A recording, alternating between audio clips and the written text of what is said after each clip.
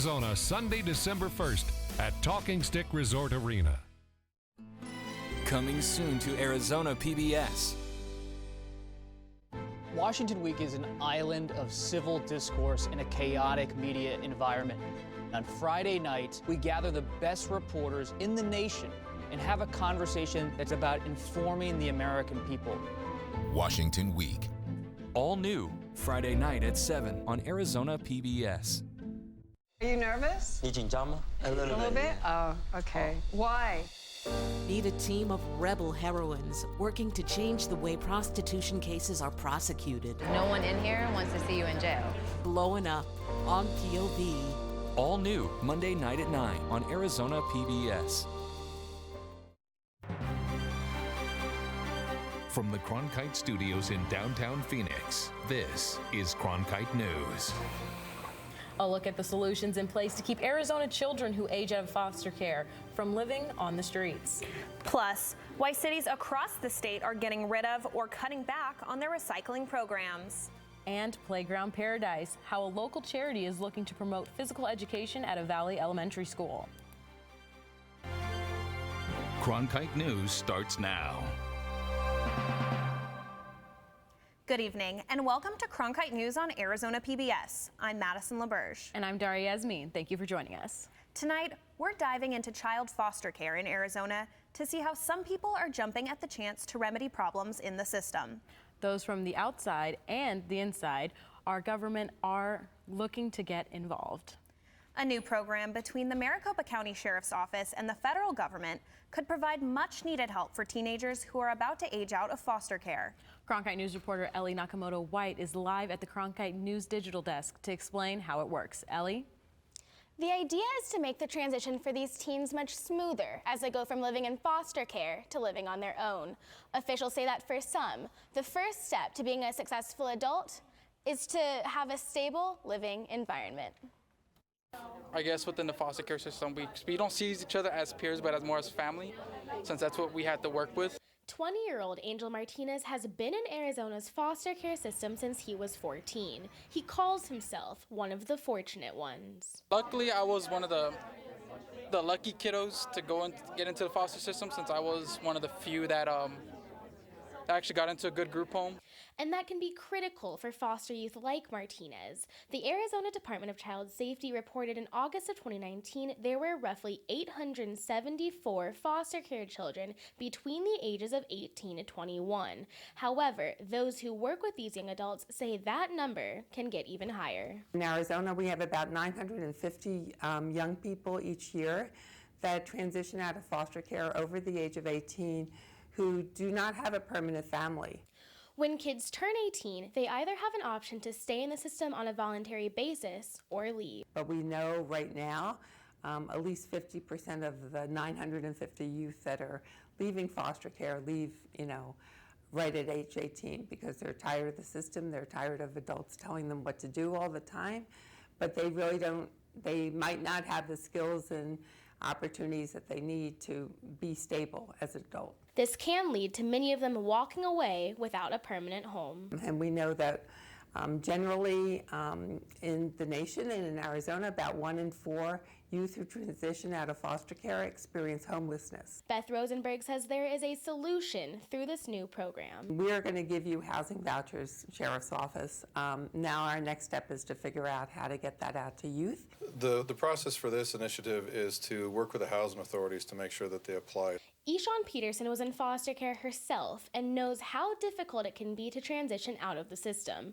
That's why she started Onward Hope, a nonprofit child welfare agency that is partnering on the Housing Vouchers program. A lot of people don't like to rent to young folks, but this is a population who is resilient and who have grown and who are wanting to work on themselves and be productive citizens. For those like Martinez, new programs like these will hopefully serve as lifelines to a better future. To see that the youth, the younger heads that looked up to me within the group home probably as an older sibling, it's good and comforting to see that, okay, cool, now that they have that extra footing for them as they leave or age out. Officials say this is the first step in improving Arizona's foster care system. Youth can start applying for the houseless vouchers now. Live at the digital desk, Ellie Nakamoto-White, Cronkite News. Developing now, a lawyer for an Arizona elected official charged in 3 states with facilitating an illegal international adoption scheme says prosecutors have miscast his client as a human smuggler. Attorney Matt Long says Maricopa County Assessor Paul Peterson cares deeply for the birth mothers from the Marshall Islands, whom he connected with adoptive parents in the United States. A judge in Phoenix delayed Peterson's arraignment yesterday until after an October 29th hearing in Arkansas, where he faces federal charges. The Senate has confirmed the nomination of Arizona business leader Barbara Barrett to be the next Secretary of the Air Force. The nomination was briefly held up by Connecticut Senator Richard Blumenthal, a Democrat who wanted Barrett to promise she'd prohibit stays at Trump hotels for the Air Force business. But the Senate voted 84-7 last night to clear the way for a vote. Barrett is only the 4th female secretary in the history of the Air Force. Arizona Senator Martha McSally reacting tonight saying, quote, Ambassador Barrett's confirmation is a win for Arizona, our Air Force, and our nation. She's the perfect fit to lead the Air Force in these dangerous and uncertain times. In September, McSally voted in favor of Ambassador Barrett's nomination in the Senate Armed Services Committee. Former State Department Senior Advisor Michael McKinley testified today that he repeatedly asked Secretary of State Mike Pompeo for a show of support for the ousted U.S. ambassador to Ukraine, but was greeted with silence, according to 2 sources with knowledge of his testimony. The sources also say that the decision to not offer the ousted ambassador support was a key reason McKinley decided to resign his job last week.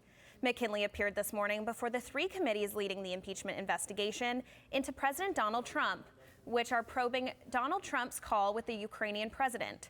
Much of McKinley's testimony focused on internal dynamics at the State Department, which previous witnesses have told lawmakers were upended by efforts to go around normal channels, to push for Ukraine to open an investigation into Vice President Joe Biden and his son Hunter Biden.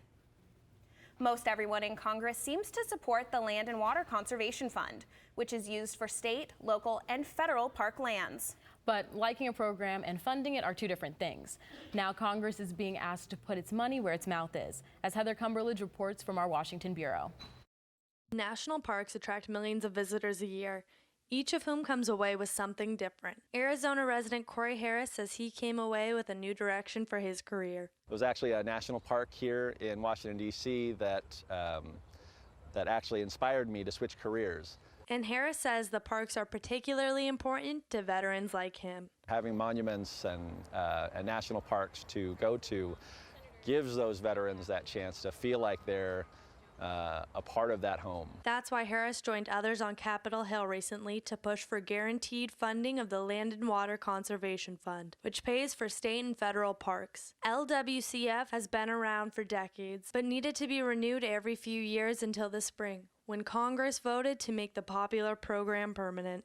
Arizona Representative Raul Grijalva calls LWCF one of our country's most successful recreation and conservation programs, and it's critical that we take action to protect it for generations to come. Now the fight is on to make sure there's always funding for the program. A House bill would guarantee $900 million a year for the fund, and taxpayers don't have to worry about paying more, since the LWCF has long been funded by offshore drilling royalties. When there is offshore drilling on federal waters, it is using up a resource that belongs to the American people. So it's appropriate to take a small amount of that and put it towards land conservation for lands that are treasured by and really important to the American people. The bill would also clarify how the money is to be spent. Since its creation, the fund has collected almost $41 billion, but Congress has only allocated about half of that. And Gardner says the money is urgently needed. The American public should not be shut off from the places that they own and that provide for so many opportunities for learning. And opportunities for so much more, Harris says. Symbolism matters, and there's nothing that's more symbolic than a national park. The bill is awaiting a House vote, but with 223 co-sponsors, it should have no problem winning passage. In Washington, Heather Cumberledge, Cronkite News. The 4th Democratic Party primary debate of the election season took place in Ohio last night, with a record of 12 candidates competing to be the next commander-in-chief. It was the largest debate ever held on one stage, with the candidates facing off on every issue, from impeachment to health care to gun control and foreign policy. Massachusetts Senator Elizabeth Warren ended the night with the most speaking time by far, with nearly 23 minutes of the spotlight on her. Former Vice President Joe Biden came in second with just over 16 minutes of speaking time. Every single candidate on stage declared their support for the impeachment inquiry into President Trump. The night had intense debate moments over universal health care and the president's Syrian policy, among other topics. We also saw Vermont Senator Bernie Sanders making a comeback after surviving a heart attack just over 1 week ago. In my judgment, Trump is the most corrupt president in the history of this country. It's not just that he obstructed justice with the Mueller report. I think that the House will find him worthy of impeachment. South Bend, Indiana Mayor Pete Buttigieg went on the offensive during the debate, joining Minnesota Senator Amy Klobuchar in coming after Senator Warren for her Medicare proposals. Your signature, Senator, is to have a plan for everything, except this. No plan has been laid out to explain how a multi-trillion-dollar hole in this Medicare for All plan that Senator Warren is putting forward is supposed to get filled in. The debate was a first for businessman Tom Steyer, who managed to make his debut appearance alongside the night's other candidates. Hawaii Congresswoman Tulsi Gabbard also made the stage after failing to qualify for the last debate. So we want to hear from now, who do you think won the Democratic debate Tuesday and why? Just go over to our Cronkite News Facebook page to join the heated debate. Even though we are still more than 380 days away from the 2020 election, but strategists are already considering dollars and cents of the race. Fundraising numbers filled with the Federal Election Commission's revealed the shifting financial fortunes of the Democratic presidential candidates. Senators Warren and Bernie Sanders led the Democratic field, raising just shy of $50 million. Former Vice President Joe Biden raised about $6 million less than his collections in the last quarter, according to the report. Meanwhile, Arizona Congressman David Schweikerts' campaign finds itself under a money microscope after a new report reveals his campaign is in debt. At the end of September, the five-term Republican had less than $150,000 in cash, dwarfed by the over $600,000 raised by Democratic challenger Hyrel Tiperneni. Schweikerts remains under a House Ethics Committee investigation for allegations of misspent campaign funds. Tiperneni said her fundraising advantage was in part to the congressman's ethics probe and loyalty to the president. Coming up next on Cronkite News at 5, the future of recycling. What scaling back on recycling programs could mean for Arizona communities. The political debates might be heating up, but so are our temperatures. Which one will make you sweat more is hard to say. I've got your weekend forecast coming up in just a few minutes.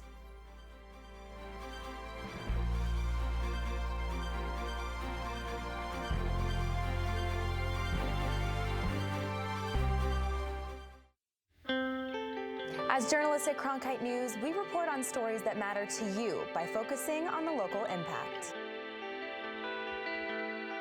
We dig deeper and work tirelessly to keep you informed. Live in Wickerburg. Live in Los Angeles. In Cleveland. In Washington. In Louisville. From Jerusalem. Live in Philadelphia. From around the world to right here in Phoenix. At Cronkite News, we report the facts and stick to the truth.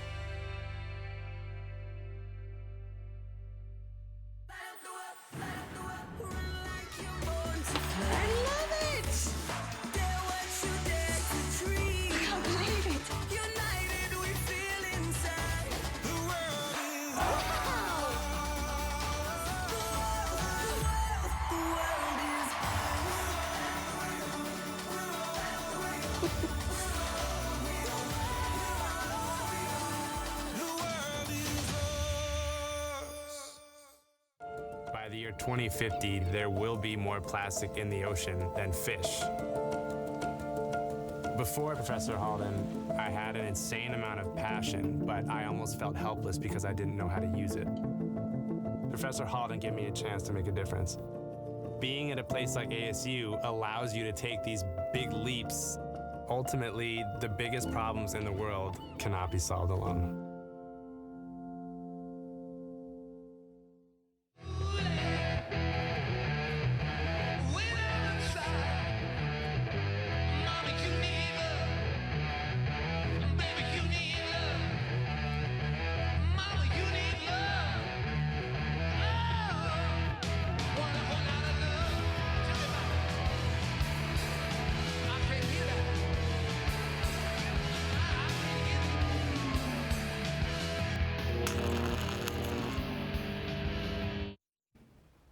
The city of Surprise is the latest Arizona community to suspend its recycling program. Cronkite News reporter Jordan Evans explains why the costs are getting so expensive. Recycling is a part of our everyday lives, but did you know that some of the materials you're actually putting in this bin are costing your city money? And that's why cities across the valley are cutting back, if not suspending their programs, because the problem is getting expensive. So he'll get that material and he'll push it back and up. When you recycle items such as plastic water bottles and aluminum cans, they end up here at recycling plants across the valley. But not everything you put in your recycling bin makes it into these bales. Instead, they're ending up here. The problem is more with people putting too much waste in their direction. Pretty much of all plastics ever created, only about 9% has truly been recycled. And most of it ends up in the landfills. It's meant to last a long time, it's durable, it's inexpensive, so that's why it's created on such a massive scale, and it's just been increasing since the 1950s. So when non-recyclable materials are fed into this facility, it comes at a cost because all of your items are sorted manually. Contamination is absolutely a problem. So we as residents are contributing to this grand challenge in recycling right now. Contamination is enough of a problem that it's not only causing us to pay, but causing us to pay a lot. As of August, Surprise decided to suspend its program because of this reason. But before that, the cost of recycling was already getting expensive when China imposed bans on plastic waste in 2018.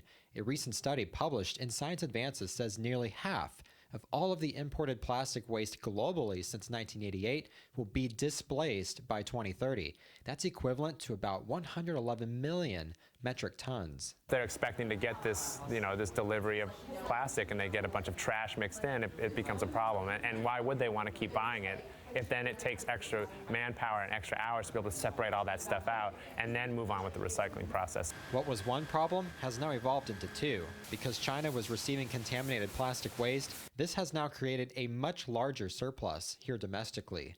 It's hard to argue with the economics for some cities and towns that are small, that don't have resources. It's a big bite out of the budget now. We used to make about $600,000 off of our recycling, and now we lose about $500,000. It's $1 million swing.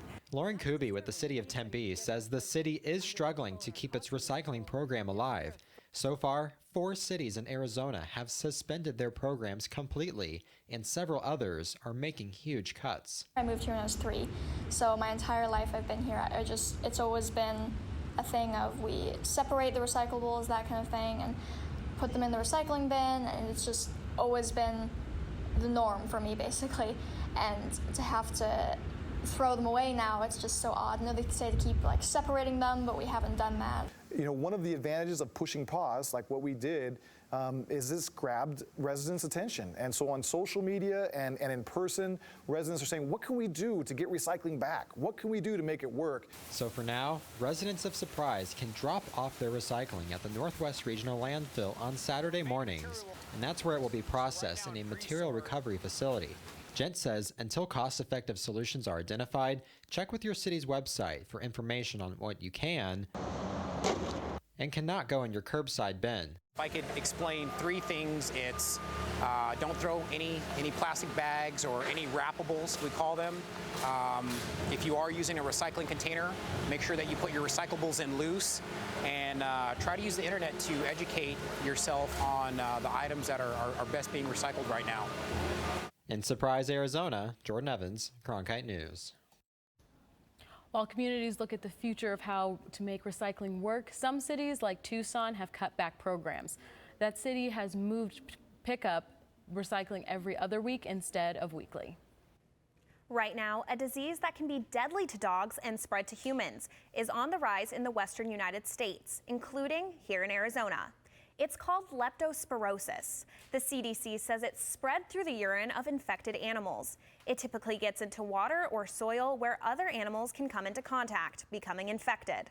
The signs of leptospirosis for people are similar to the flu or a stomach bug. Antibiotics can clear it up for humans. The same goes for dogs if it's cotton time, but cats are not at risk. Coming up, we're just 15 days away from Halloween. So can you expect a treat when it comes to the temperatures this week? We'll have your full 7-day forecast, plus we'll show you why people are falling in love with the high country right now. Cronkite Noticias is the Spanish-speaking division of Cronkite News, covering topics such as economics, education, sustainability, immigration, and border relations. Cronkite Noticias strives to serve the Spanish-speaking community in Arizona. Under the guidance of prominent Spanish-speaking professionals, students at the Walter Cronkite School of Journalism develop content for our broadcast partner, Univision, as well as on Facebook and Twitter. Explore Cronkite Noticias at cronkitenoticias.azpbs.org. Welcome to another edition of Cronkite Sports Now. I'm Taylor Rocha. Let's talk sports. For the latest on local sports and beyond, we've got you covered. Let's do this thing. We challenge reporters to go beyond, a game story. We want stories with depth. It's just a crucial step from the college experience into the professional experience while you're still in school. At Cronkite Sports Now, watch the journalists of tomorrow cover sports today.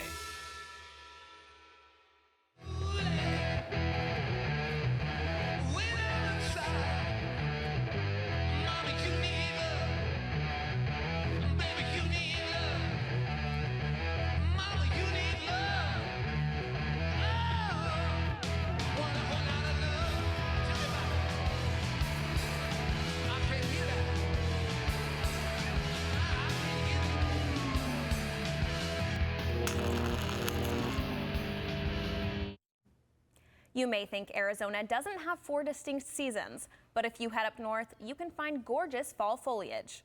This video was taken at Lockett Meadow near Flagstaff earlier in the week by our very own drone pilot, Jordan Evans. If you want to catch all of the colors of the seasons, you better plan a trip soon. Once the temps tumble, you'll only be able to enjoy winter white. The city of Flagstaff even has its own leafometer on their website to check the changing fall colors throughout autumn.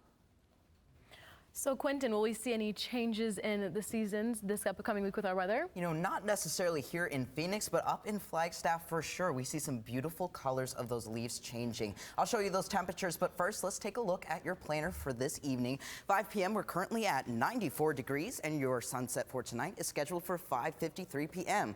So that puts us into overnight hours by 6 p.m., going down to 83 by 10 o'clock. So it should be a great evening for whatever your evening plans are. Taking a look at your low temperatures for tomorrow, 66 in Phoenix, then about the low 50s, high 40s in Sedona, Payson, and Prescott. That's where we're getting those leaves changing colors right there. So if you want to see some beautiful fall weather, you want to drive up there. But we do have some warm temperatures as well. Don't be fooled. 95 tomorrow in Phoenix, then the mid-70s around Sedona. So again, a perfect opportunity to go up and get a taste of a bit of a different season for you. Taking a look at your forecast for this week, your average high is in the upper 80s and your average low about 60 degrees, so not too bad. We have bright, clear, sunny skies moving us all the way through next week to Wednesday, so really not too bad. Not too much going on, as my parents would say, not mad, a little disappointed because we do have some 90s right there, but should be a pretty good week for us. From the Cronkite Weather Center, I'm Quentin Walker. Thanks, Quentin. Coming up next on Cronkite News at 5, promoting PE in school. We'll show you how One Valley School is doing just that with a brand new playground. With wildfires, a scarcity of water, and other environmental issues facing the Earth today, it's critical to stay up to date with local impacts of a changing climate. That's why we created Elemental, covering sustainability, a multimedia collaboration between public television and radio stations. From climate change to water conservation to renewable energy and much more, Elemental covers the latest in sustainability news. Find our stories on our website, elementalreports.com. Millions of people die every year from drinking dirty water. I would never have felt I had the ability to do something without ASU pushing me. We built filtration systems out of local materials with the people. To see those kids drink clean water for the first time, it's the most rewarding feeling that you can ever have. I went to ASU because I wanted to change the world. The thing I never would have expected is how the world would have changed me.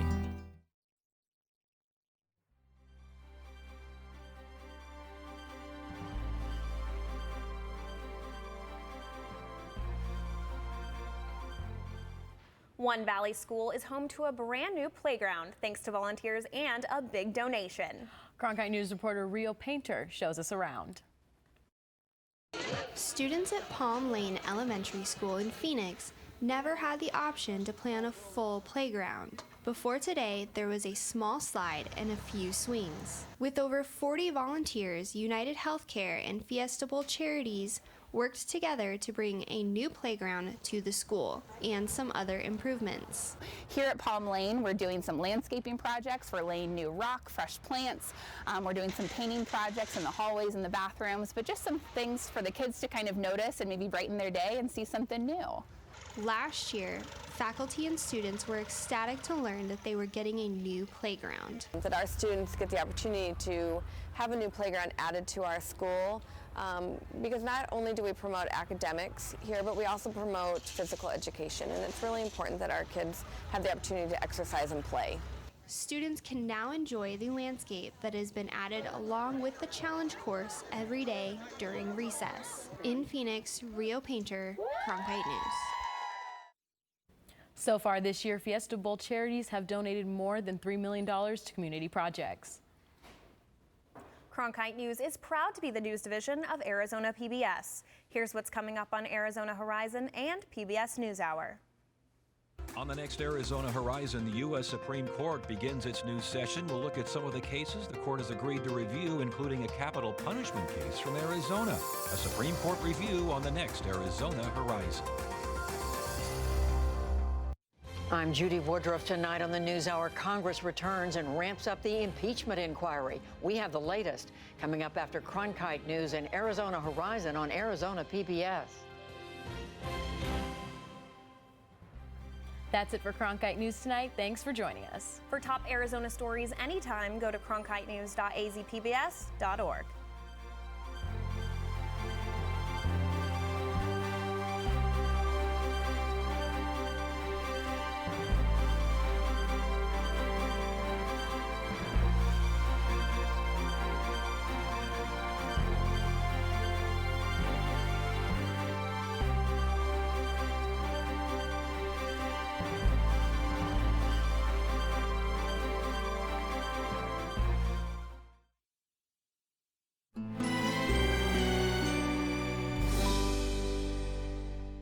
Join us for a wildlife filmmaking first. A team of naturalists and filmmakers are going to wire this Amazon wilderness top to bottom. Remotely operated cameras will record everything 24/7. That is remarkable. All new tonight at 7 on Arizona PBS. Explore new ideas and new worlds here on Arizona PBS.